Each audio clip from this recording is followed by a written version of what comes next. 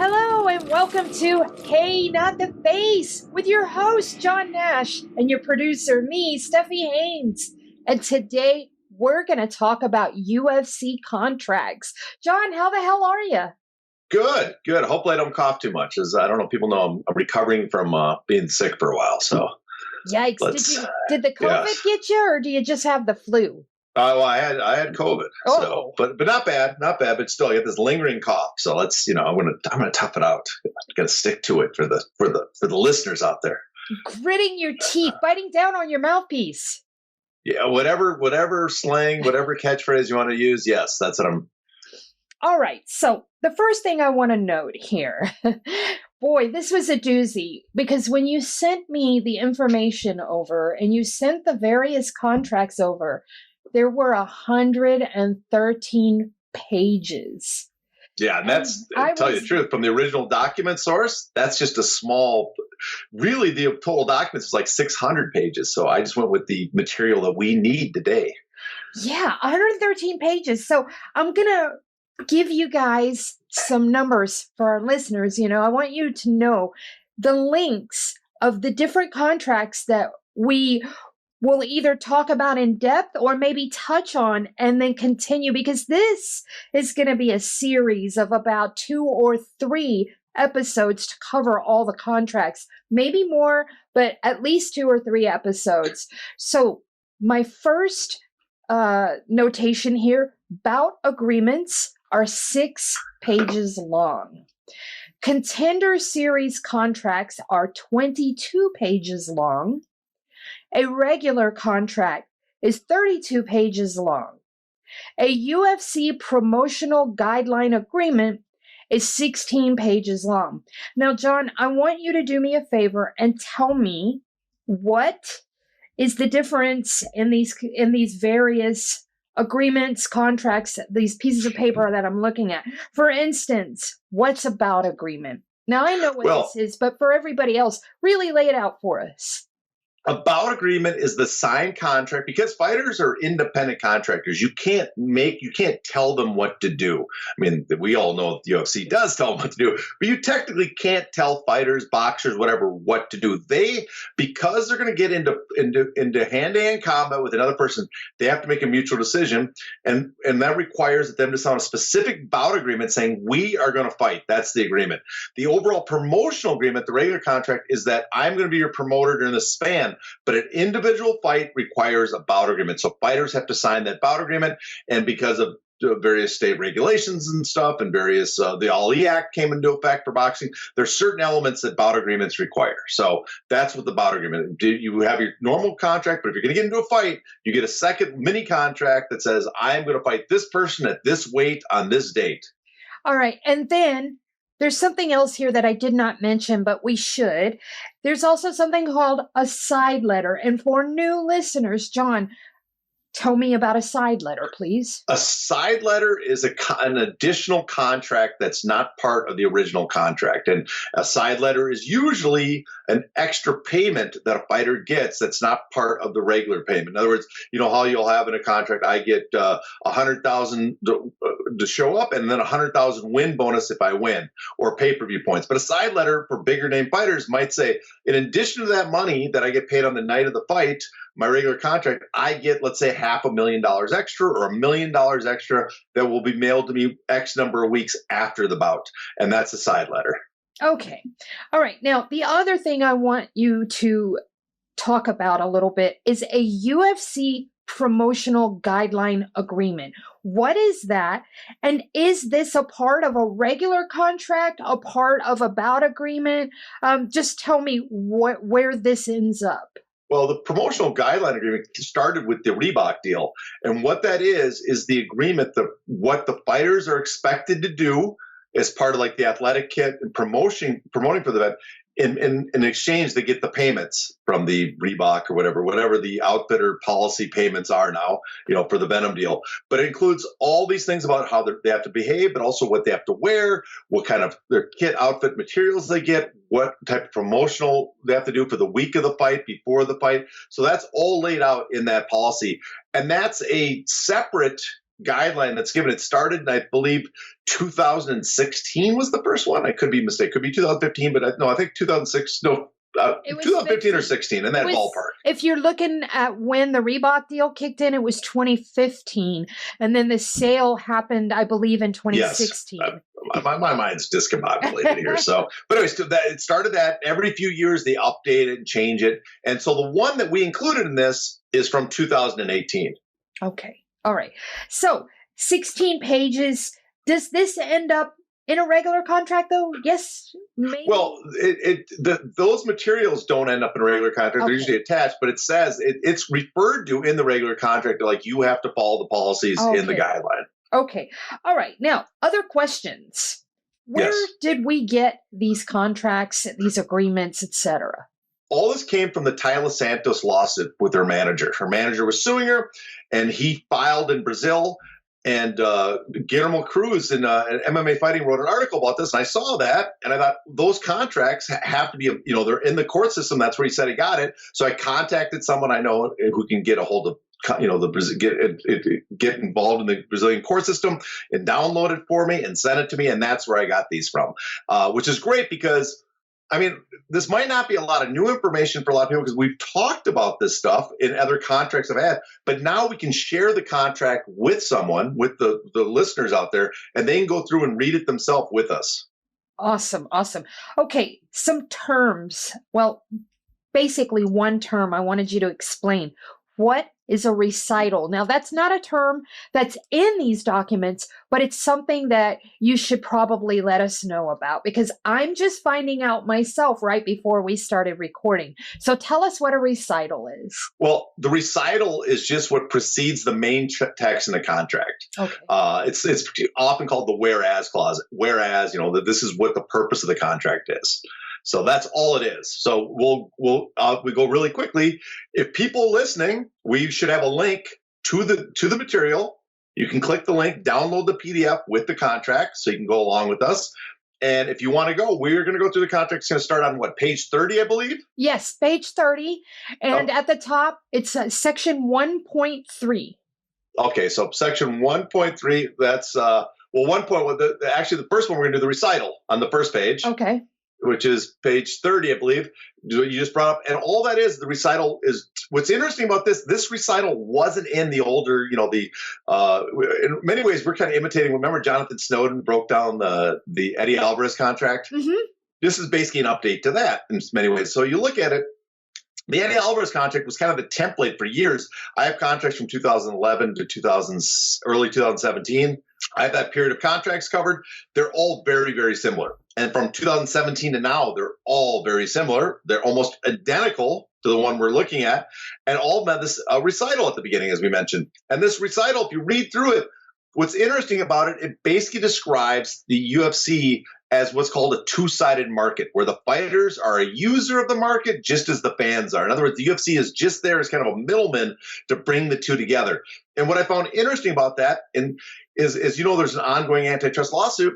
This is the argument in the ruling of Ohio versus American Express, where the court accepted that as a two-sided market, they weren't liable for the damages caused by, one, because they're basically just saying we're bringing the two sides together. We are not engaging in market power. And so I read that, that looks like some sort of attempt by the UFC to protect themselves in the same way that the Ohio versus American Express case ruling was. But I don't know if it's a given, but it's something it seems to do. And I found it interesting. But no one else might find that interesting. I find it interesting. but I find it mostly because it's something new. It wasn't in the old. They obviously put it in there for a reason. So we can move on though. So that's the recital. All right. Tell me about section 1.3.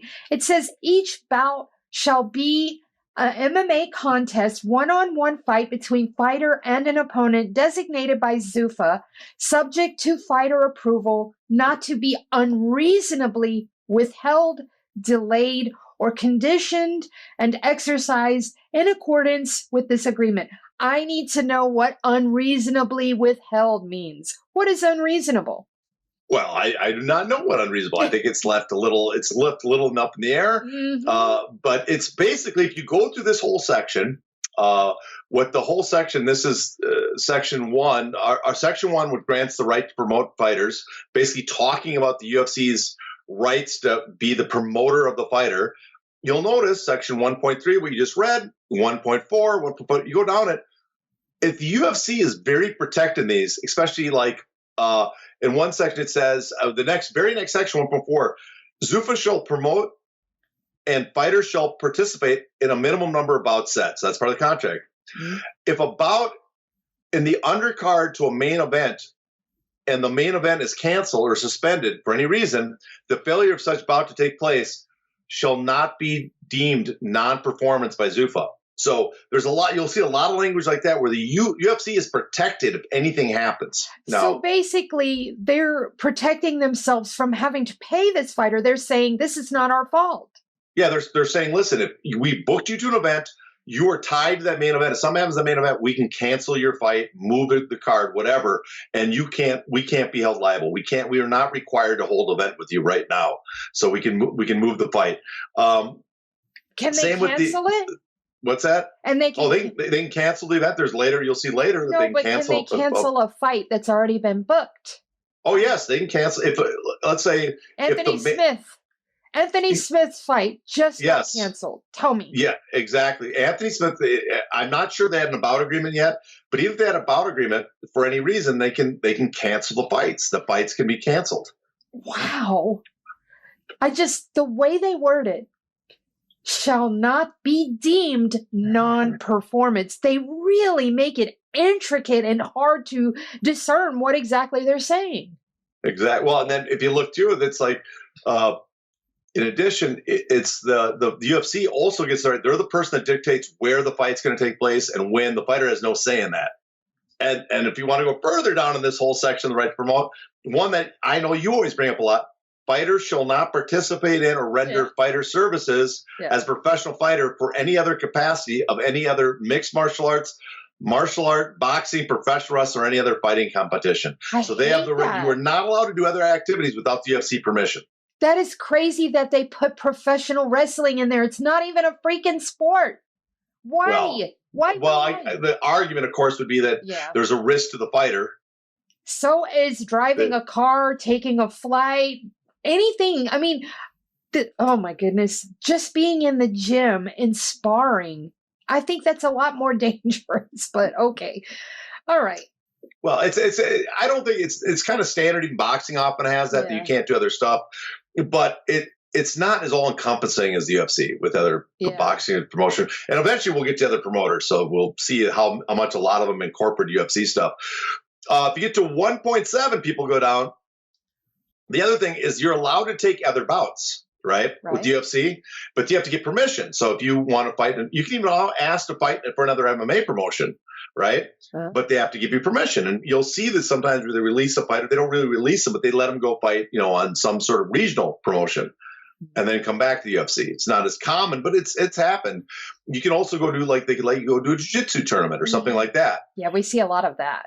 But what's interesting about this is if you go do that, people don't know. Later, we'll get to it. They can extend your contract 4 months if they agree to let you have this fight. Oh my God! Okay, that's brand new information. Holy crap! Can we start there? I like that. You have already opened the can of worms. You should go ahead and talk about it. Well, we'll get to it later. There's a lot of other stuff, but if you take another bout, your contract's extended 4 months, giving them more time to offer you your other fights, the fights that you have on contract. All right. I'm seeing something interesting here on 1.9 about the belts. Talk to me about that. Well, if you read this, it's interesting. Is if you listen to Mark Wayne Mullen's testimony or his hearing when he was talking about the Epstein, about the Ali Act, that the UFC doesn't consider their titles real world titles. That's what Mark Wayne Mullen said. And we've heard this before. Remember, Dana White said about when BJ Penn was suing the UFC back in 2004, that the UFC, it's not a real title, it's a trophy. And as Epstein said, it's the trophy awarded to the best fighter that night. And they make it clear, the belt, any such fighter that obtains any belt the fighter obtains on loan and at all times remains property of the UFC. Additionally, fighter expresses knowledge and agrees that Zupa is not a sanctioning organization, and the title and fighter does not possess and cannot assert any property rights or similar legal interest in the belt. Any UFC title status as a or UFC title stat or UFC status as a UFC champion, and this is very much directed at boxing, where there's sanctioning organizations that crown boxers. There's been cases about this legal cases decided this, that boxers have a legal, that their ranking is their property right, that they own their ranking. So you can't just come and take their ranking away from them, especially like a promoter. But here the UFC says you have no property rights. You are not the champ. You are the champion only because the UFC has granted it, not because you actually won the belt. Holy crap! Well, so to me, this is something we've known for a long time, actually. So. I know, but just having it laid out in black and white like that is really startling. I don't know. Yeah. Well, I'll keep it. There's more. There's more. I will know. It's interesting. Since the lawsuit, we'll get to a lot of stuff. There's a lot of stuff different from the older contracts. Some of it's better, some of it's just the same, but it's different. This part here, referring back to the belt situation, to withdraw recognition from fighter of any UFC title or status as a UFC champion and require the return of any belt in fighter's possession. Holy crap. Demetrius Johnson had 13 of them. Well, see, that's a little different because what Demetrius Johnson did, the UFC gifted him those titles. They actually gave him those titles, but those weren't the real titles. What they're saying is there's no such thing as a real title. It's our title. And it became this. What happened is Demetrius Johnson, because the UFC was awarding a new belt basically claiming it's a new title every night, he said, well, if it's a new title every night, why don't I get a new belt every time? And so the UFC started awarding them. And then they started saying it's costing a lot to keep making these belts. We're going to start putting a gem every time a fighter defends so we don't have to give a new title. Oh, my gosh. Wow. All right. Let's talk about Section 2, Grant of Ancillary Rights. Talk about that.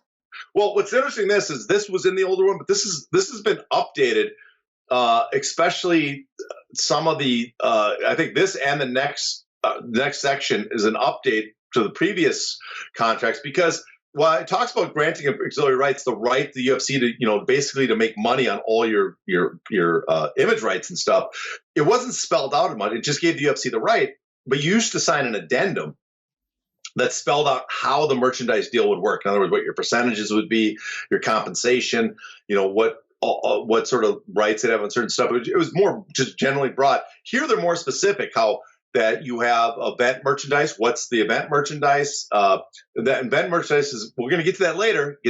Remember event merchandise, because we will get to this later, is the merchandise derived and created and sold in connection with a specific event. Then there's fighter's identity they get to use. All the stuff they use fighter's identity sell merchandise for. There's the licensed video game, and then merchandise like, the hoodies, the jerseys, stuff like that, the kits.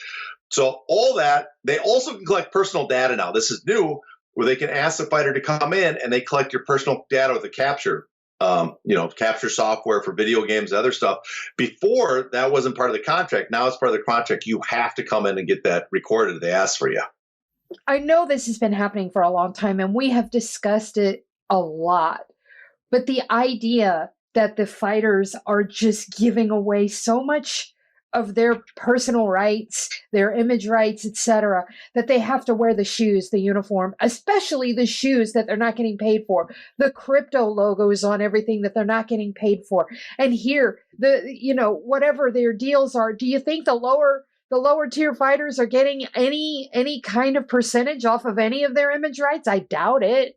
Very little. I mean, for fighting, it's common, like for your image rights, when a top rank anybody signs you, they get your image rights to that fight for perpetuity. You are selling them the right to, unless you're a big name Canelo or Mayweather. I'm sure they have, Mayweather, I know has clauses where he gets some of his rights back, and he sells his fights himself in the future. But for most fighters, you sell your right. The promoter owns the rights to that fight in perpetuity. He can sell it, make as much money as he can off that fight. What's different about the UFC is they're saying we don't just have your rights to your fight. We have the rights to your image to use in other products and stuff, to use outside that event. And it's not just exclusive to a specific event either.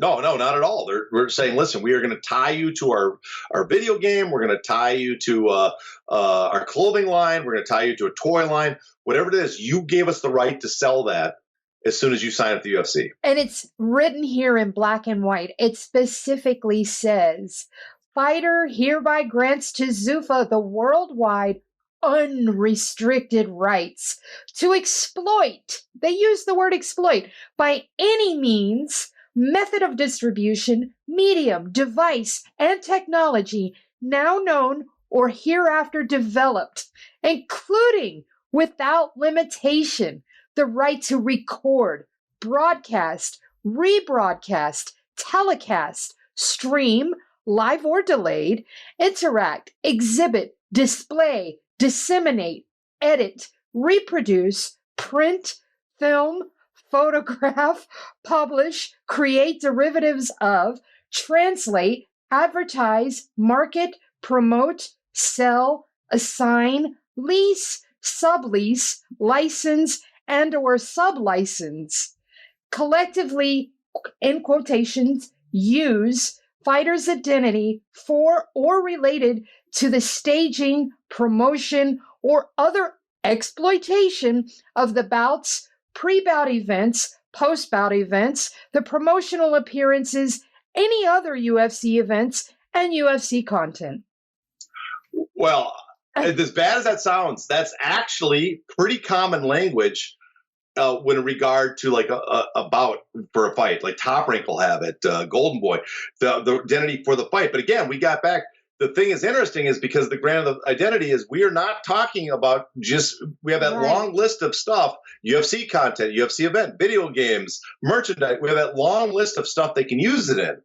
And so that's where it's really all encompassing, because if it was just the material in the fight, yeah, it would be one thing, but they have this right to use it on try to distribute it and sell it on all these matters because you've given them the right to sell your merchandise. So, but now it's not exclusive. You look through it, you'll see it's not like for merchandise, they're not the exclusive rights to your image for merchandise. You can sell merchandise elsewhere, but they have the right to your merchandise, and then they can put it on UFC branded logo.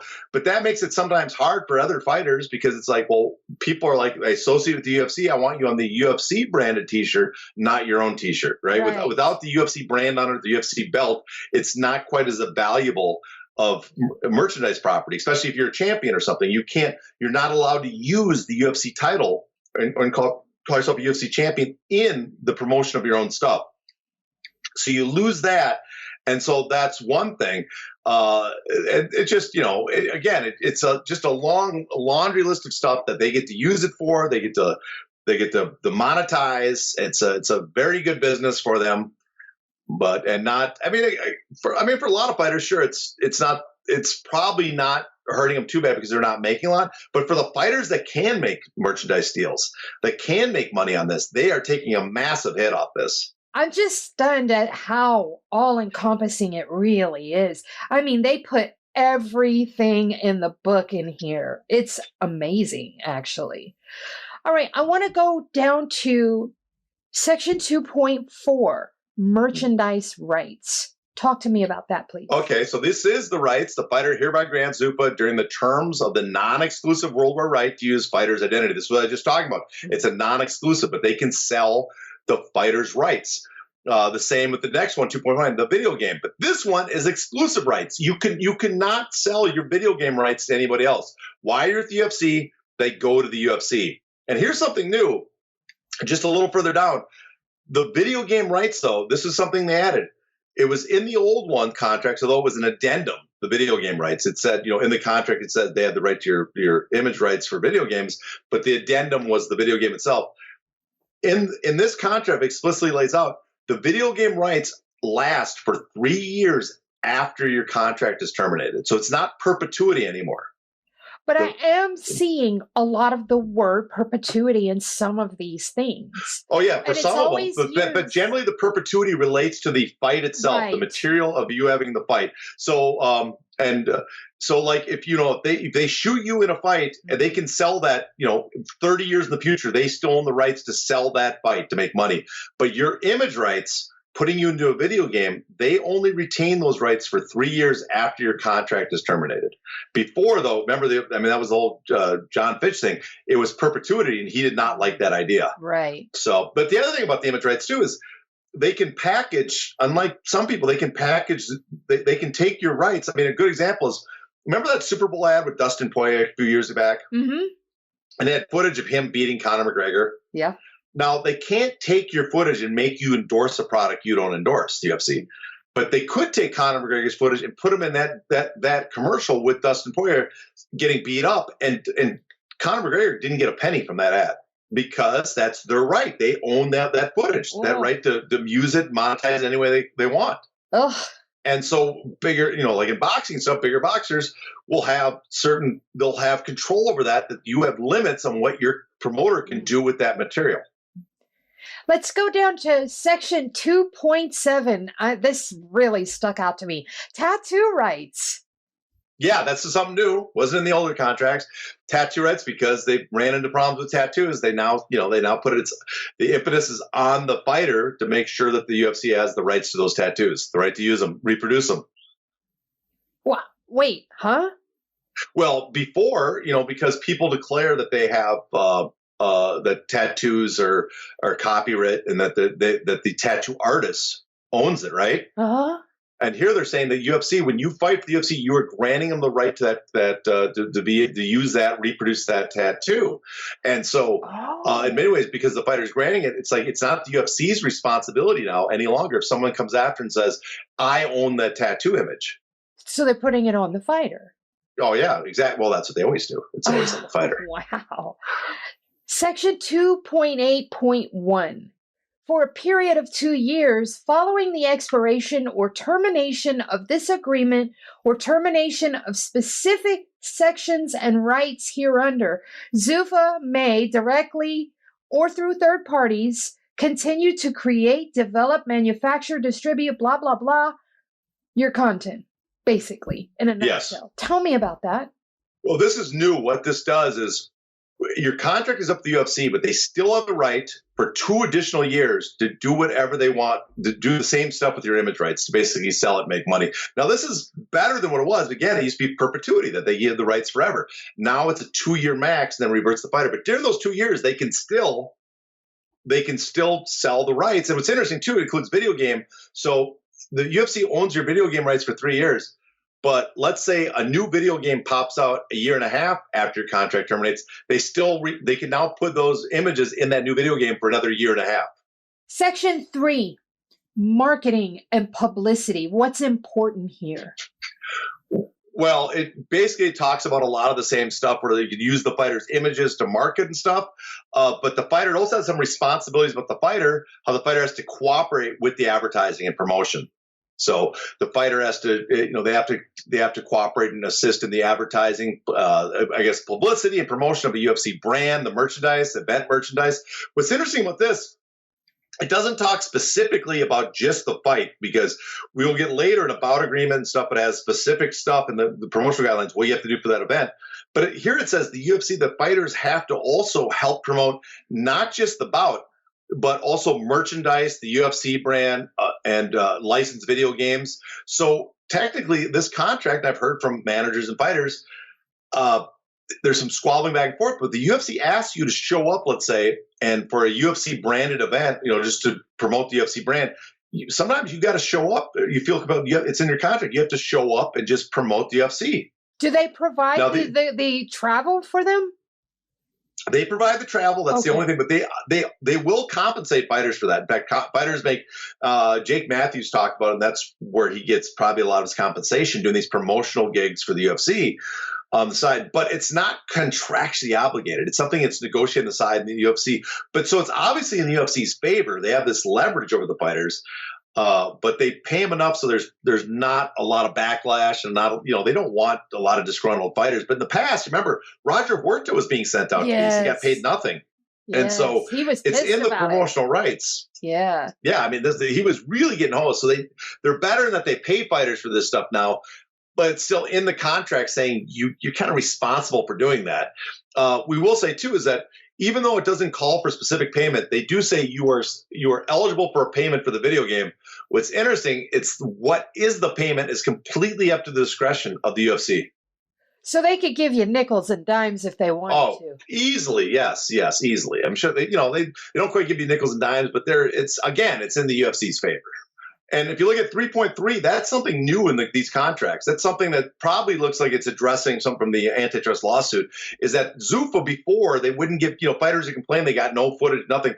Zuffa now says that they agreed to provide fighters with up to 3 still images or 3 clips, video clips for fighters to use for themselves on their own, their website for their own promotion. Now, if you leave the UFC, reading that you can't take that footage then use it for a promo, but you can use it on your own website to promote yourself. And that was always a complaint a lot of fighters had, is they're not allowed to use their material for their own documentaries or their own, just for their general promotion themselves when they go on, they have to beg to get material when they go on a local news program to talk just about themselves from the UFC. So this is something new and positive for fighters. Maybe it's not groundbreaking, it's not massive, but it is new.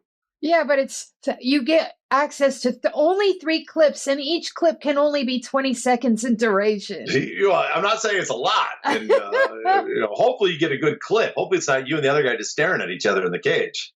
All right, let's move into Section 4, term. This agreement shall commence on the effective date and unless terminated earlier, pursuant to the provisions of this agreement, shall end on the earlier of 1, 20 months after the first bout promoted by Zuffa involving fighter under this agreement, or 2, the date on which fighter has participated in at least 4 bouts. And they call this, in quotation, minimum bouts. Please tell me what's important about that section. Well, this is the basic contract term. So, we always hear that Nate Diaz got a 5-fight, 24-month deal. Remember that? It ended up being 6 years. So that's the term. You notice one thing it doesn't say, and we'll go through it. It doesn't say minimum amount of bouts per year they have to offer you, when they have to offer you a fight. There's no 3 fights per year minimum in the entire contract. Nope. Doesn't say that. What it says, we have to give you 5 fights over 20 months. Now, the first fight is when the contract starts. So that means over the next 20 months, they have 20 months to give you the other 4 contracts, which averages out to about 5 months a fight. But we're going to get to the tolling provisions later. It's really hard. It's really easy for the UFC to extend that contract that they want. And it's really hard for a fighter to get the fights in the timely manner they want if the UFC does not feel compelled to give it to them. And so that's the duration of the contract. And so we're going to go through we'll talk a little later about what happens if the UFC doesn't honor this part. That'll be later in the contract. We'll get to how it's decided. But for right now, you have 4 fights, 5 fights, 20 months. So after the contract starts your first fight, so you have 4 fights over 20 months. That's what the UFC supposedly owes you. And again, they get to pick the date, the time, the opponent. They get all that choice. But the interesting part, if you just go to the next part, section 4.2, in the event the fighter is offered but does not approve an opponent designated by Zuffa, such failed. At that point, the UFC may extend the terms of this agreement for a period required to designate another opponent approved by the fighter, or for 6 months. In other words, we're going to offer you a fighter, you don't like him, well, the contract's automatically extended either 6 months or until you approve. We offer you another fighter that you approve. Now, this is in the old contract, and this is a tolling period that lasts forever. But what's very interesting, what's new, is you look at the last sentence in that provision, whichever's longer, but such extensions not to exceed 18 months. In other words, before they could do that forever. They did that with Nate Diaz forever, right? Now, 18 months is the maximum amount of time they can keep offering you fights and you turning down the opponent. And after the 18 months, they can no longer extend your contract anymore for that. That's awesome. That's a really big alteration in the contract. I like that. I've seen that in several contracts, but there's a few contracts I see that didn't have that. So I do not know if that was a change on a specific date or just a certain number of contracts have it, but the majority seem to have this. Okay. All right. 4.2.2. If at any time during the term, fighter participates in an other bout in the manner permitted under Section 1.7, the term may be extended by Zuffa for an additional 4 months. What is that? That's exactly what we talked about earlier. If you do like a jiu-jitsu match or some other bout, the UFC can extend this contract for 4 months. So this is where I was supposed to ask you about the extension. Okay, all right. Well, exactly. That's why I said we're going to get to it later. We got to it. So now we can check that off the list of stuff we got to talk about.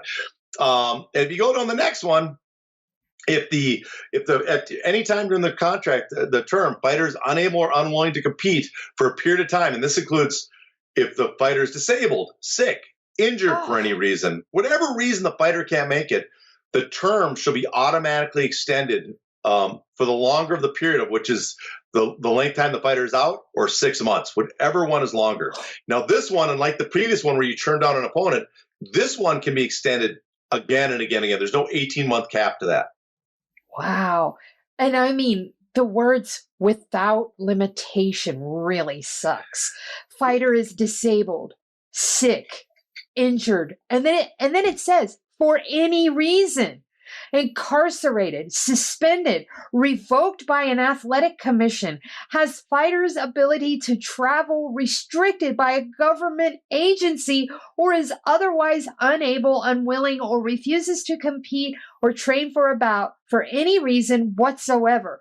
That language is so bad. Well, it also shows you how easy it is to extend it if they really want, because if you're suspended, if the athletic commission suspends you because, let's say, injury, and the UFC, they have to wait a certain amount of time, but they can offer you then a fight. You're injured, right? You can't take that fight. We can add 6 months to the contract. You're Ngannou, you're out of town. You don't have a visa.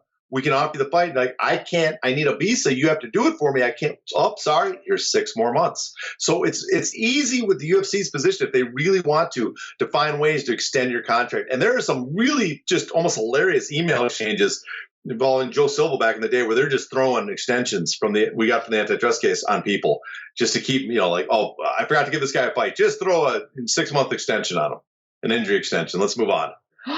Wow. Are you serious? Oh, yeah. Tim Bissell had a piece on that we took from the antitrust lawsuit. So if you look it up, you'll see some of the stuff that they were doing back then. Now, it's supposedly not as bad now. You don't hear it as much. But back then, they were just handing out extensions like candy. All right. Now we're getting to the meat and potatoes here. Section 4.3 is screaming at me right now because this is the champion clause. Please talk a little bit about this, sir. Well, it's we've talked about before. It's been posted several times. What it is, if at the expiration of the term, your contract, and the fighter is a UFC champion, the term shall automatically be extended for a period commencing on the last date of the term. So when your contract's up, from that point, we're going to add on and ending at the earlier of either 1 year or 3 fights. So that's different. The old one back in years ago, about 10 years ago, the old contract said would be the longer of 1 year or 3 fights. So you couldn't just wait a year. It'd be, the 3 fights. It'd be like, okay, the 3 fights are going to take longer. That's the duration of the contract. Now, note, these fights are still under the same rules of the previous fight. So if the UFC offers you a fight, right, and you turn it down, they can extend the contract still 6 months probably based on this. If you're injured, they can extend it. So 1 fight, 1 year, or 3 years, it sounds like it's a hard cap, but it's not 100. At some point it'll have to be probably litigated to know for sure. But you could probably interpret that the UFC considers that they could still add tolling provisions to this contract. All right, we got 2 more sections before we wrap this podcast up, and then we'll save bout agreements and stuff like that for the next one. But these next 2 sections here, this talks about the sunset provision. Now, that it's not referred to as such here, but please go over for our listeners that may be tuning in for the first time. Section 4.3.2 basically gives us our sunset provision. So explain what that is and how this section 4.3.2 breaks down. Okay, well, I'm going to read it to everybody. Notwithstanding the foregoing, the agreement will not be extended pursuant to this section 4 beyond the date, which is 5 years after the effective date of this agreement. So basically what this is new. This is not in the old contracts. This started in mid-2017.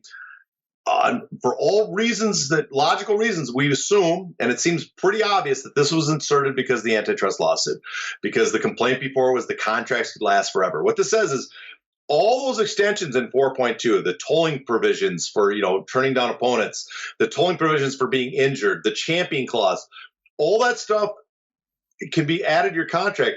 But notwithstanding the foregoing, they're all limited by this section that says 5-year maximum. So even if your tolling provisions go past 5 years, add onto your contract, so it's longer than 5 years, the 5 years from the start of your contract, the effect date is the end of the contract, no matter what tolling provisions have been added. Now, if you go to the very next, there's one exception to this. That is if you're fighting and don't retire. 4.4, the very next thing, the very next section, if at any time during the term fighter decides to retire from MMA or other professional fighting competition, and the suspend the term for a period of such retirement or disability, such suspension not to exceed 5 years. So if you're not fighting, if you retire, the contract is frozen. Now, before, remember that the retirement clause was in perpetuity. Nick Diaz was frozen for like 7 years under contract. That lasted forever. Now they say if you're going to retire, there's a 5-year max. But here's kind of the interesting part of it. You read this, they look to be separate tracks. So you have Conor McGregor recently. Did he retire to do the enhanced, to get out of USADA so he could possibly recover through using banned substances? Is that what he did? If he did, then his 5-year sunset might not be exactly in 5 years, because there's a separate track for the retirement, it looks like. Also, okay, since we're discussing this, I saw you comment on George St. Pierre's statements that he was done. He was free and clear because it had been 5 years, blah, blah, blah. And you made a statement that really made my ears perk up a little bit. And you said that might not necessarily be the case. It might the contract might end up being 5 years from his last fight. Am I relaying this correctly? I talked about that earlier. The contract starts when your contract starts on the commencement. In other words, the contract commences on your first fight. It doesn't start when you sign the contract. That's the point right there. It starts when you have your first fight, and so 5 years from then. Think about GSP is, he might be a free agent. I don't know if the UFC has sent him a letter, if they've exchanged some sort of letter acknowledging it. But the question, did he ever officially retire? If he didn't officially retire, then yes, the sunset provision should have kicked in. And if not, should have kicked in at whenever he fought the 5-year anniversary of fighting Bisping. But if he did officially retire, and he's still retired, then he's not out of that contract, because there's another suspension period that starts with retirement. So the suspension period that starts with retirement is 6 months, right? No, the suspension period of retirement can be up to 5. If you retire, your contract's frozen, just freezes. And the sunset provision for the retirement is 5 years. Okay. That's the part I needed a little clarification on. Really riveting stuff in these contracts, I will say that. So we are going to save the meaty parts of the bout agreements and our Contender Series contracts, and even break down UFC promotional guidelines as well in our next couple of episodes. But for now, that's going to wrap up this episode. So John, tell us what you got going on, where we can find you, all the good stuff. Well, I guess you're going to find me back here talking about contracts. This is never going to end. This is we're halfway through this one. We got to finish this, and the other ones will go faster because they just build on the same stuff. So, right. But you can find me on I'm on If the Shoes Fit with Alexi Old. It's a non-MMA. We talk politics and PR and stuff. So if you're into that, that's a show hosted by Alexi Old. I'm on Care Don't Care, where I just ran away with it again for another year. Podcast on Bloody Elbow, where we just really don't pay much attention to fights and just randomly pick them. But apparently I'm very good at randomly picking fights. And you can occasionally find some articles I do on Bloody Elbow. I don't know when the next one's coming, but I'll probably right after the holidays. And then finally on Twitter, you can find me at Hey Not the Face. He talks about this running winning laps after having lost like the last 3 weeks in a row. And my lead was insurmountable lead going to this. We are so neck and neck. What are you even talking about? Oh, I'm going to look that. I don't believe that. We're going to have to talk to Pete and Finley about that. One other thing, in the future episode, we're going to do an AMA, and Ask Me Anything Q&A. Yes, we do have our mail open for that. I've already gotten a question from Bloody Elbow staff member Trent Reinsmith. I refuse to acknowledge him. I'm just kidding. But we do have my Twitter messages are open all the time. So please send me a message, or you can directly tweet your question to me or John. John is at heynottheface@gmail.com. You can also email him questions if you don't want to message them to me. That's absolutely fine. Anything you want to know. If you want to know how John ties his shoes, left first or right first, nothing personal. We're gonna let you know which shoe he starts with. That's a trade secret. I have very special shoe tying. But anyways, please do me a favor. Again, follow this guy on Twitter at heynottheface. And until next time, please stay safe. It's not in the face! Thank you.